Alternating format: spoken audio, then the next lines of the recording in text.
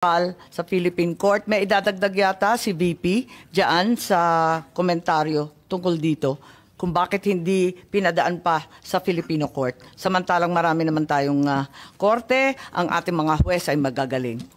Yes, please, VP po. Yes, thank you, Senator Marcos. Ang gusto ko lang gawin is, unang-una, meron kasing document galing sa ating Pangulo papunta sa akin na sulat, no, na lumabas dahil kinuha siya sa isang lawyers group chat. Hindi namin alam kung sino ang kumuha at inilabas siya. Gusto ko lang na isubmit ito as part of the records of this hearing kasi as a Filipino and as a public official, binasa ko yung ating protesta doon sa ICC at yung desisyon ng ICC. At nakita ko na wala talagang jurisdiction. Pero alam ko na merong ginagawang investigation dahil nabibigyan kami ng data or information galing sa mga law offices na ginagamit dyan sa loob ng Pilipinas sa pag-interview ng witnesses.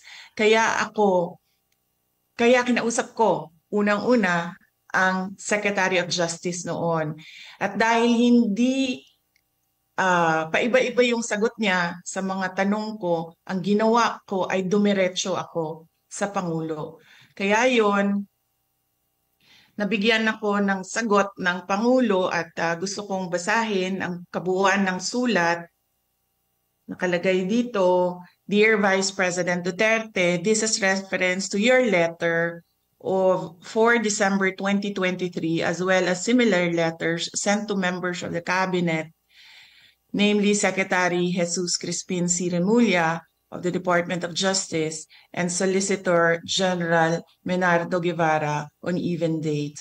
With respect to your concerns, legal or otherwise, on the investigation to be conducted by the ICC into the previous administration's war on drugs, I remain steadfast in my resolve that the jurisdiction of the ICC over the Philippines after the effectivity of its withdrawal therefrom is very much in question. To this end, this government will not assist the ICC in any way, shape, or form. I am certain that all the members of my cabinet, including yourself, will echo my views on this matter. As it is my sworn duty, I will continue to defend and assert the sovereignty of the Republic of the Philippines at all times. Ngayon, naririnig ko po, sinasabi ng ating Secretary of Justice na mabibigyan siya ng panahon na makasagot sa loob ng ICC. And that is clearly the Philippine government's position that there is cooperation with ICC. So kinikilala na nila ngayon yung jurisdiction ng ICC na wala naman kasi talaga. Because this is an extraordinary case of extraordinary rendition. At pangalawa, Senator Amy, gusto ko na sumagot ang Armed Forces of the Philippines kung bakit nila pinayagan na mangyari ito. Because under the law, the Presidential Security Command is in charge of the security of former presidents. So bakit nila hinayaan na mangyari ito sa isang dating Pangulo ng ating bayan? And finally, I request that I leave the meeting, the hearing, because I have to prepare for meetings as well here this morning at 9 a.m. Thank you very much, our honorable senators, mga kababayan. Maraming salamat, VP. Maitatanong lang, kailan yung date nung sinasabi mong sulat mula sa Pangulo natin? Ang date ng kanyang sulat ay December 15, 2023. 2023. Iba pang sulat pala ito. At maraming salamat at hihingin natin ang sagot ng ating AFP tungkol sa PSG at yung okasyon sa Villamor. Maraming salamat, VP. Kung may mga iba pang mga hearing, sana dalo ka rin. Thank you. Opo, salamat. Okay, I think that's posited to Secretary Chodoro. Nawala Yes, na ma'am. yata si General Larida. No, ma'am, I will answer all the questions regarding the Armed Forces of the Philippines. As we said, we were deputized to support the Philippine National Police. And it is part of the constitutional duty of the armed forces to follow processes. And if we were to question those orders, even under color of law, under color of right, then it would amount to the armed forces acting unilaterally on its own, which is anathema to civilian authority over the military. As we said, our jurisdiction ends in providing support to the Philippine National Police. And with respect to the Presidential Security Command, that is a highly secure unit, and operational security is strictly followed. That ends my response, Your Honor. Yes, nakakapagtaka lang kasi facility ninyo yung Villamor. Ang inimbita namin yung Air Force. Wala po rito. Bakit? Your Honor, because of the fact that we will not go into operational details, and I made the call that the armed forces will answer in the light of our supporting role and not principal role to the Philippine National Police. Yes, pero narito si General Larida. Anong nais niyo yung sabihin? Madam Chair, I defer to the wisdom of the Honorable Secretary of National Defense. That is, the AFP's role is to support the Philippine National Police. Thank you, Madam Chair. Kahit sa Villamor mismo. Kahit sa lugar ninyo mismo, kampo ninyo eh. Yes, sir. Yes, Madam Chair. Ganun. O sige, ganun ng sagot. So, okay. Balikan po natin itong enforceability ng ICC warrant. Sa pakiwari ba ninyo yung nasa constitution natin, yung sinasaad ulit-ulit ng ating Professor Medina, Article 3, Section 2, na kinakailangan may arrest warrant issued upon discovery of probable cause by a judge, a Filipino judge. Sa palagay ba ninyo, yung judge dito kasama na yung ICC judge? Ma'am, we invoke the sub judice rule, ma'am. We cannot answer any more questions relating to the arrest. So sa palagay ninyo, yung ICC, does it have any judicial power in the Philippines? Kasi di ba yung judicial power sa atin, ang klaro-klaro naman, Article 8, ang liwanag, di ba? Supreme Court and such lower courts, di ba? Recognized by the Republic Act 9851. Anong recognized ng 9851? Wala naman sinabi doon tungkol sa judicial. International Tribunal. Sorry? International Tribunal, ma'am. Can I read the provision again into the record? No, we've read it and Yes. we're all very, very familiar. Yes. Opo. So, ang sinasabi nyo, ICC hindi po kasama. Yun lang, yes or no lang po. Basta sinabi yung International Tribunal, it belongs to that class, ma'am. Sa palagay ninyo, International Tribunal, sakop na yung ICC. Kahit Sakop po, sakop. Ito, malinaw po eh. Pero Oh. hindi na tayo member, di ba? Sabi ng DFA. Hindi ho naman yung membership ang pinag-uusapan dito eh. Ang pinag-uusapan po rito, crimes against humanity. International humanitarian law. Pero nagkasundo na tayo. Murder po ito, murder, executions, extrajudicial killings. Ito po yung sinasakop ng IHL mo. Sige. Balik tayo sa Prosecutor General kasi agree to disagree na naman tayo. Even if Secretary Remulla in his budget hearing asserted that a local court action was necessary in order to enforce an ICC warrant, you proceeded to take part in the serving of the warrant and arresting PRRD. Andito ba yung prosecutor natin? Ma'am, he had to attend to something very important in the office. That's why I was the one who So you volunteered to go confirm there. that even though there was no local court action, you went ahead with this anyway? Yes, ma'am. Yes, of course you can. Confirm. But ma'am, can we lessen our discussion on this because it's sub judice, ma'am.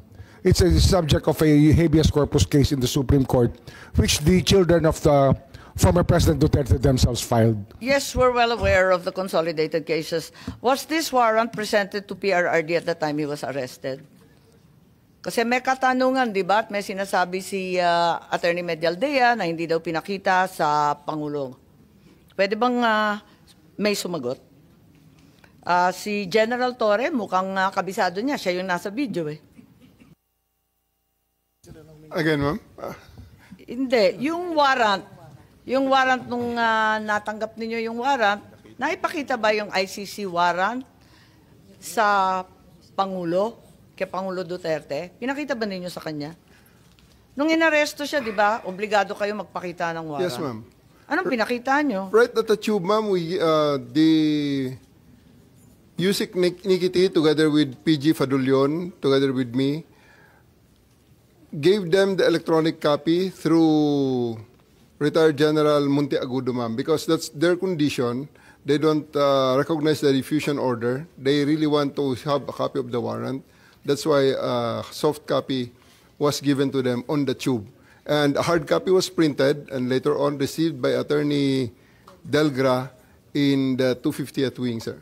250th wing, ma'am. May pagkakataon ba si former president na basahin to? Kasi ang pagkaintindi, hindi. Tingnan natin muna yung video kasi mas maliwanag doon.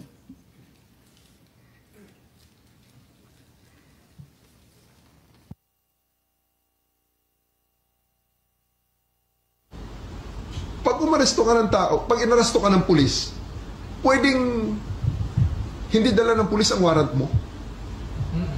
Pwede. Sasabihin lang ng pulis kayo, oy, arestado ka, may warrant ka. Nasaan ang warrant? Doon sa istasyon, halika na. That's perfectly legal.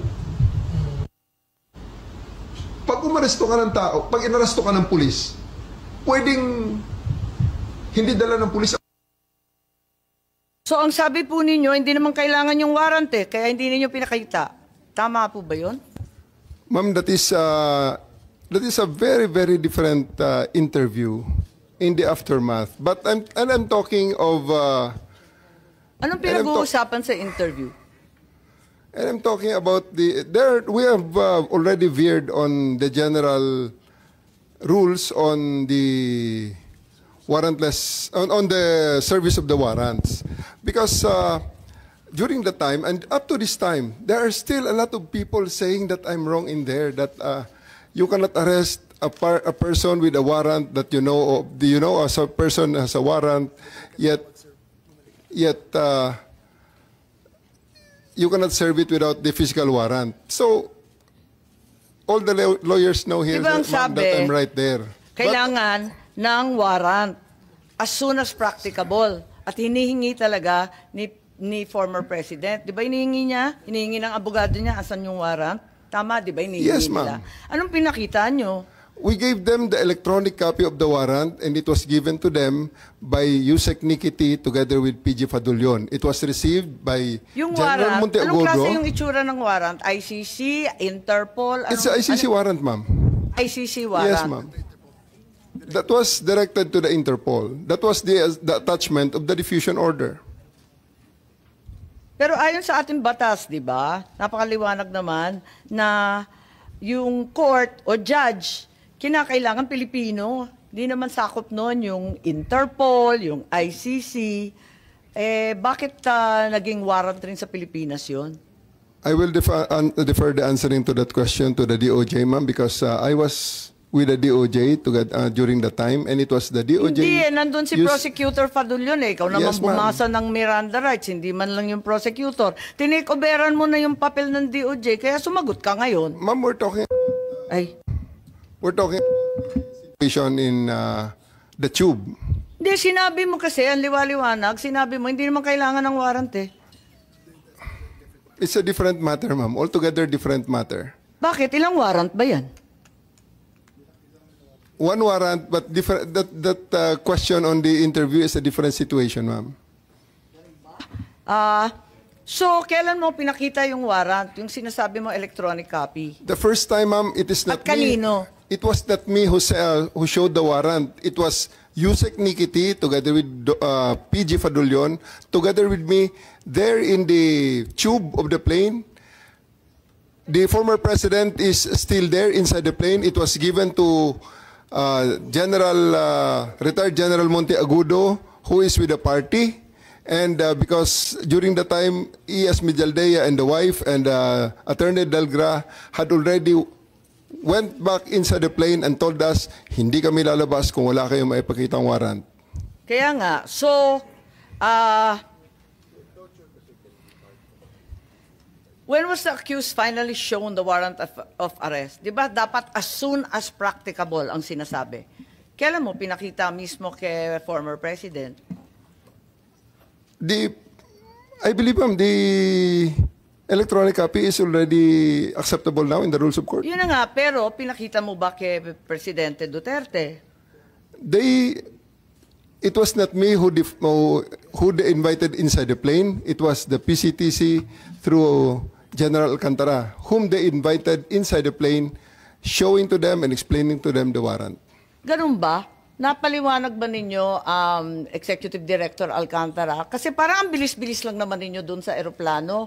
Ang nakita naming final warrant, 15 pages po. Ganun lang kabilis na nabasa Tama po yung agad? 15 pages po, pero i-present po namin kay President Duterte na nasa 250. Nabasa niya lahat, 15 pages? Ang bilis-bilis lang lumabas eh. Hindi po niya nabasa yun. Hindi niya nabasa? Oo, hindi niya. So, bakit Doon po namin present sa kanya. kaya nga, pero ba't hindi niyo pinagbigyan na basahin? Kasi karapatan talaga ng akusado at ng arestado yan, di ba? At that point in time, ang may kopya po ng warrant ay si General Alex Monteagudo. Nagbabapiring po sa telepono niya. Matagal pong mabuo dahil Siyempre, nasa airport. Oo, kaya tapos nasa loob ng aeroplano. Kaya nga sa po, madaling sabi, kaya nga po nag-print kami ng hard copy. So pagdating po sa 250, doon na binigay sa kanila yung warrant. Madam Chair, just on the warrant.